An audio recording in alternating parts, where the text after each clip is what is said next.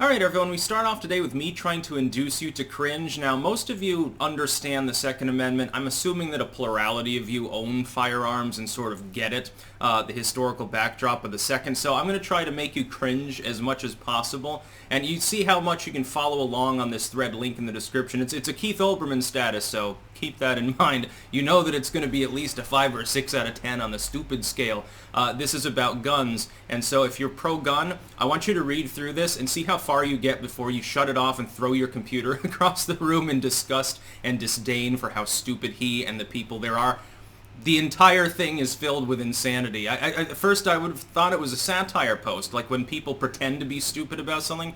Then I saw it was Keith Olbermann. I'm like, oh, that explains it. First and foremost, though, if you're watching this video on YouTube, there will be a pinned comment down below with links to 4 other video hosting sites that I use: BitChute, Odyssey, Rumble, and Dailymotion. I put 2 videos a day just on those sites and don't put them on YouTube. That's to incentivize people to make the switch, because YouTube is objectively and now transparently abusing content creators. It's no longer even up for debate because they openly brag about it. They just call it pushing authoritative sources. Interesting way to talk about censoring 99.9% of your own creators.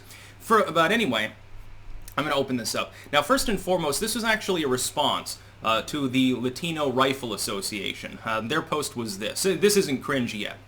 Biden's line about deer wearing Kevlar vests is funny because the AR-15 fires a cartridge, 5.56, that is much less powerful than cartridges used to hunt deer, 308, 6.5, etc. It's also funny because we don't care. The Second Amendment is about self-defense, not hunting. These are all true statements. The Second Amendment involves the ability to hunt. You can also hunt with a knife, a crossbow, anything else, not just guns. Although arms in the Second Amendment specifically involves all weaponry, all simple weaponry. A lot of people conflate it with just being about guns. That's not the case. Of course, you can use a butter knife as a weapon. It's just about how effective it is. And this is Keith Olbermann's response. Now, every part of this is patently false. It's historically false, it's linguistically false, it's agreed upon to be false actually at the level of the Supreme Court, but Olbermann is a lolberl, so you see he doesn't understand these things. He probably doesn't own a gun because he probably would harm himself if he did. Some people shouldn't own guns. Now, the founders would have said, well, this is the town dunce, this is the jester of the town. We probably want to keep the sharp objects away from him because they might become a problem. The Second Amendment, he says, this is his claim, so this is cringe at this point. The Second Amendment is about state militias, not personal ownership of guns. The word own doesn't even appear in it, nor does any synonym for own. Now, Olbermann supposedly is a wordsmith. Wouldn't you understand? At the very least, that part has to be disingenuous. He can't possibly think the term keep and bear doesn't relate to the ownership of those arms.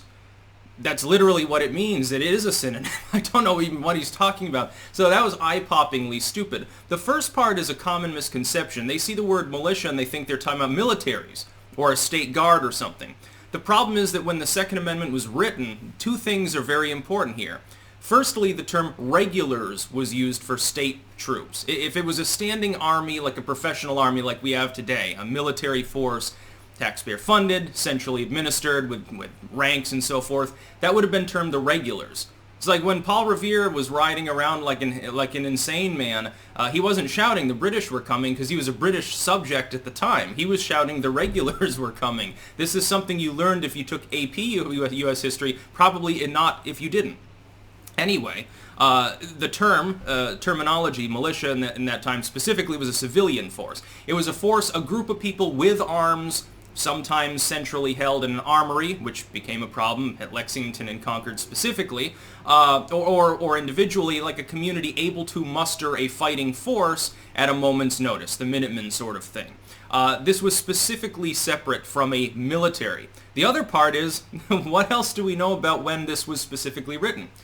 There was no military at the time. The United States, even if you consider its inception prior to even gaining full sovereignty from Britain, didn't have a professional military. It had pirates and privateers and partisan soldiers and a bunch of farmers and shit, and they were led loosely by a gaggle of individuals who did have combat experience, specifically under the British in many cases, or sometimes, I believe, the Germans. Prussia at the time or something. Those were the people fighting in the revolution. There was no U.S. military That wasn't incepted until later. You can kind of make the argument that its naval force was centrally administered prior to the Constitution. You can sort, I mean, they did commission ships and stuff. You can kind of make that statement. But as far as a land force, basically you had professional soldiers there, but they were technically volunteers. Like, they could wander off. And if it's not in the heat of battle, nobody would have done anything to them. In fact, defection was quite common at the time. You can't really punish them. They were volunteering to begin with.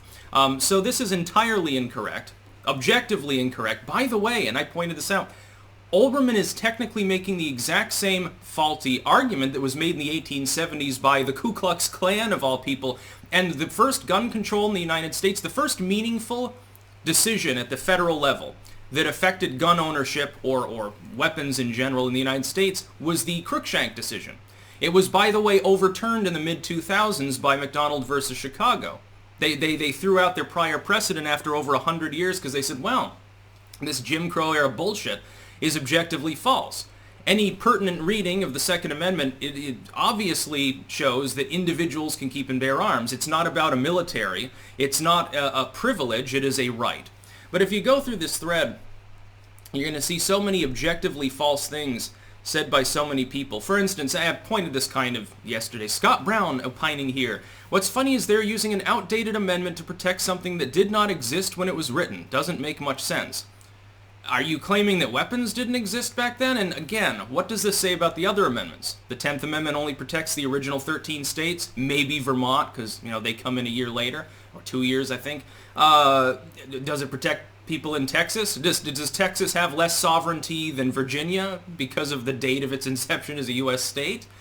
What about the right to free speech? What about slavery? Slavery, there's an amendment in the Constitution that bans it. Well, I guess we can have common sense slavery with reasonable regulations, right? That seems to be... What about women's suffrage? Well, yeah, but we need to regulate women's suffrage quite clearly. Some people would make that argument. Some MGTOWs. It's insane. Honda Fit weighing in as well. The funny thing is their handle has politics in it. It's like, okay, maybe you should find a different hobby to talk about. Years ago, most folks didn't own guns unless they were farmers and hunters. The gun mania has overtaken the U.S. Just another Republican, our ploy, to avert attention from the fact they have no policies or plans other than protecting the wealthy. Now, first and foremost, let's weigh in briefly on the wealthy part, because actually Biden is planning to give the wealthy a huge tax cut with the restoration of the unlimited SALT deduction. I covered this the other day. That will specifically reward his rich donors in high-tax states, aka liberal states. It's literally a handout to millionaires, so keeping that in mind as his first meaningful tax proposal, it's completely wrong. People did own guns. The thing is that the militia initially was males of fighting age. Then, and specifically only the white ones. Of course, this expands over time. Yes, more and more people own guns because more and more people are capable of owning guns. It's kind of a no-brainer. Gun rights have expanded in the United States post-Cruikshank, by the way. This is a good, not a bad thing. The idea that only farmers and hunters owned them is completely false. You don't really even have a proper metric of gun ownership necessarily prior to the creation of the kind of registry system and background checks that we have in relative modernity. Certainly post-NFA. You can't possibly... I mean, did you even know people made their own guns back then? Prior to the Industrial Revolution, a lot of them were going to be homemade, essentially. Shotguns and stuff. You'd have your local smith would mill guns. Rifle the barrels and everything like that. There was no registry or anything like that. Of course, metallurgy was considerably less back then. By the way, modern rounds do not fire well in old weapons. Just saying. Black powder and smokeless powder... There's a little bit of a difference in the gumption behind them. Most people don't understand that. A well-regulated militia being necessary to the security of a free state. The right of the people to keep and bear arms shall not be infringed. If they wanted anyone to own a gun, they would simply say every person shall have the right to own and bear arms. But that's literally what it says. It's just that it's using, mid-18th century language. Okay, well, late 18th century. Regulated and militia and all of these other terms had different meanings, and the term bear does literally mean own, or just specifically to carry around. It's almost an argument for concealed and open carry more than anything else. By the way, half the states now have constitutional carry anyway. By the way, I would like to point this out. I won't go further in the It also speaks about well-regulated, meaning regulations and oversight. Well, yes, by the person that owns the weapon. That's the whole point. I won't go further than that. Anyway, you've had enough cringe for the morning. Yeah, make sure to take your anti-heart attack pills, something like that. Anti-gunners say the damnedest things, and they're all objectively false. You can point to historical and often legal precedent for this. No, but these people have so much cognitive dissonance, even when you point out they're objectively wrong. You can give them pieces of historical fact from fucking encyclopedias and shit, they still won't accept it. Usually they default to saying, well, but it's outdated, I just don't like guns. And also, high degree of correlation between never having utilized a gun, not realizing how fucking fun it is to shoot guns, and being anti-gun. It was like, what was it? I think it was Vice News. It could have been HuffPost. It was one of those, HuffPost Salon or something. They had a bunch of lowburls go to the gun range for the first time, and actually one of them was like, wow, it was actually kind of fun. I think I might buy a gun and do this again. It's like, yes, and another person converted. If you could just get all of these people to a gun range, half of the anti-gun support would dry up overnight. And I'd like to point out, we are winning the war against guns. The war on guns is petering out just like the war on drugs is. It's the right wing has ultimately prevailed on the gun issue. Meaningful gun control, anti-Second Amendment legislation, peaked long ago and is being torn apart by SCOTUS decisions. They're probably going to pass national concealed carry in the next few years. There is a pending SCOTUS decision on that. I'm optimistic. Based on based on the justices that are on the court, how it's comprised, number one. Based on recent historical precedent, even when the court was less conservative, gun rights are expanding, not contracting. Attempts to fight that off, like the red flag laws and stuff, and stuff like that, are embattled in court. In some states, there's no actual attempt to enforce existing gun control. Like Maryland has a ban on high-capacity magazines, but they're not going around and confiscating them because it's unenforceable. People just go across state lines, or they had them to begin with. There's no attempt to grandfather things in. You've got a Senate right now where you're going to keep the filibuster because of Joe Manchin. So for the next couple of years, at the very least, you can't get any gun control in the legislative sense. And the executive branch is very, very weak when it comes to this because specifically you can't use an executive order to override the Constitution.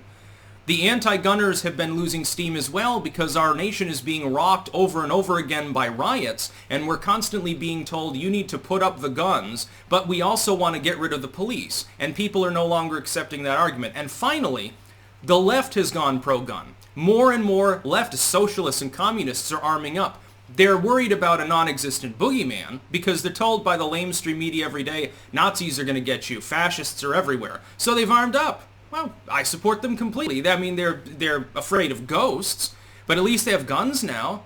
They'll go to the range or something. They'll find out how fun it is, and then they'll be gun-wielding leftists.